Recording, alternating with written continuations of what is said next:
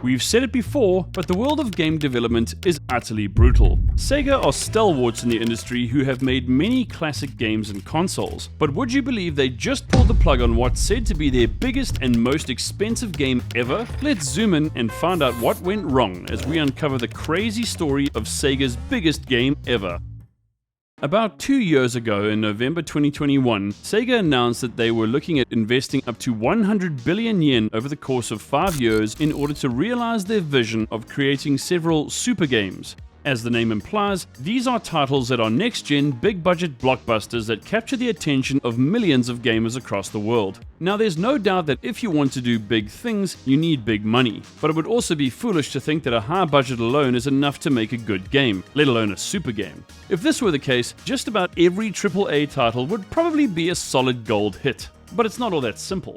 One such super game that was actively being developed by Creative Assembly was HYENAS. First announced on June 22, 2022 as part of IGN's Summer of Gaming, HYENAS was a first-person shooter PvPvE online multiplayer game that drew a lot of influence from titles such as Apex Legends, Escape from Tarkov and Destiny, and was at first meant to make use of the same engine as Alien Isolation, but we'll get onto that a little later.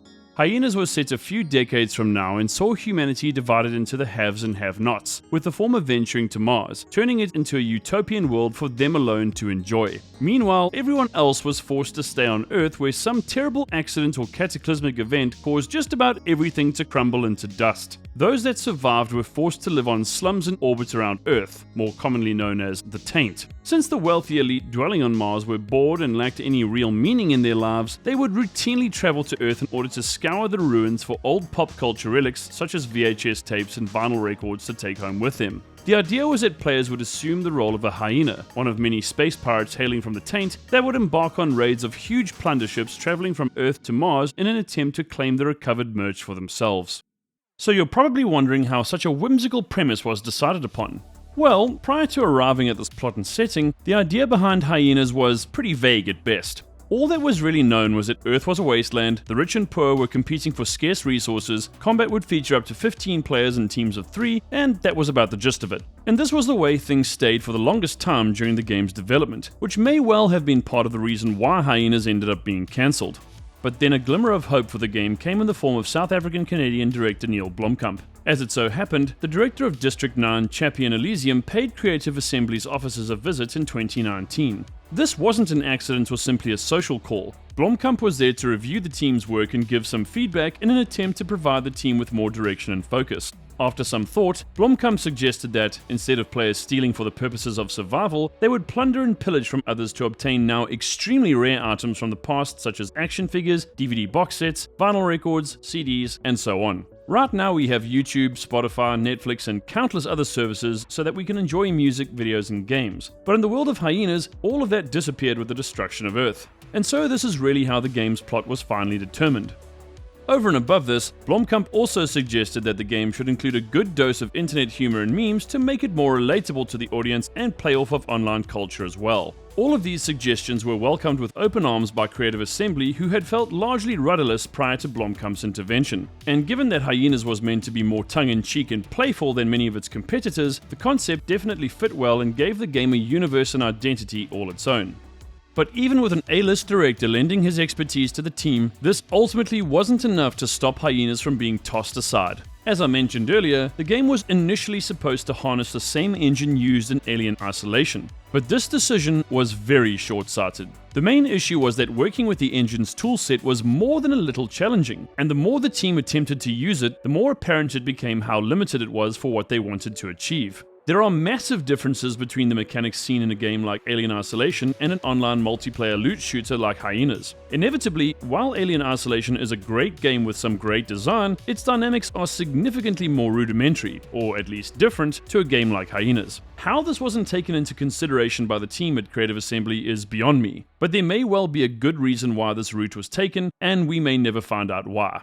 Regardless of the reason, it was grudgingly decided to abandon ship and shift to using the Unreal Engine, which also meant that part of the team had to temporarily move to working on Total War. While this change may have been a necessary one, it was a little more than just a serious spanner in the works. In fact, this was almost certainly the death knell for HYENAS. Changing a game engine part of the way through a game's development cycle isn't like changing your shorts. Even saying changing is a bit misleading because you can't simply take all of your work and neatly transpose it into a new engine. Really what's happening here is you're scrapping pretty much everything you were doing and starting from scratch. This means that months or even years of hard work and capital are effectively flushed down the toilet. If a project has enough runway or the change is done early enough in the development process, everything may be salvageable. But after a certain threshold is crossed, there really is no way to save a game or make it financially viable in either the short or long term.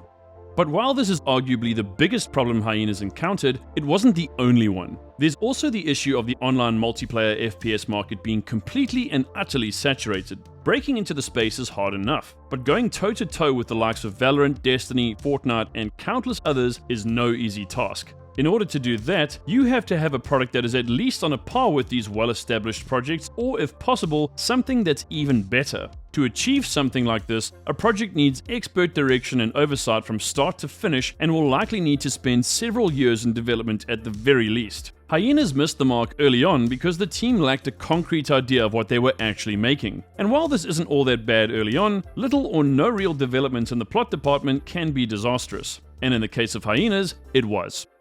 There are allegations that the project's leadership was basically asleep at the wheel and just remained so throughout. Without oversight from seniors, there is virtually no way a project can prevail. I tend to believe these allegations just because the plot and setting were decided upon long after the game's development commenced. The importance of planning in games can't be overstated, and had there been a little more focus and forethought, HYENAS may well have lived to see the light of day. But as with so many promising projects, a few missteps can scupper the whole thing and end up costing stakeholders millions of dollars.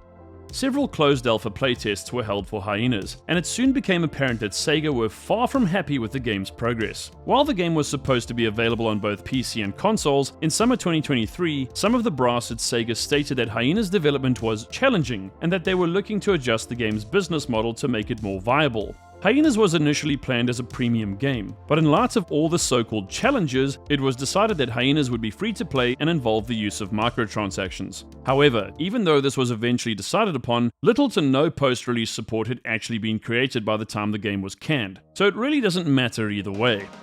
And that's just it. Because so much had gone wrong with HYENAS development, it made no fundamental difference whether players would have to pay for the game or not. If the game was lackluster or problematic, nobody would play it anyway, and Sega would just end up losing more money on their investment. The truly crazy thing about HYENAS was that it was supposed to be one of the super games Sega had spoken of in 2021, and if information supplied by an anonymous developer is true, HYENAS was Sega's biggest budget game ever.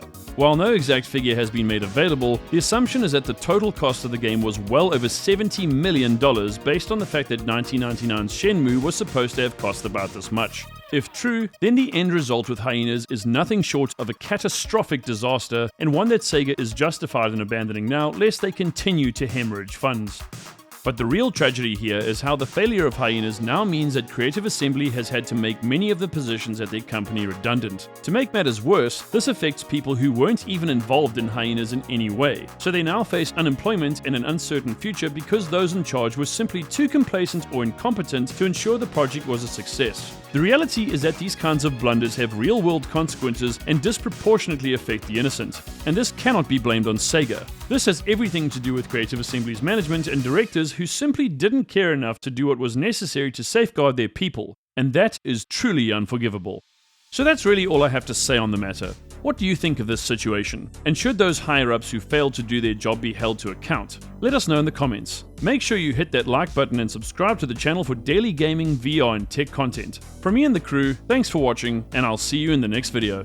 Later!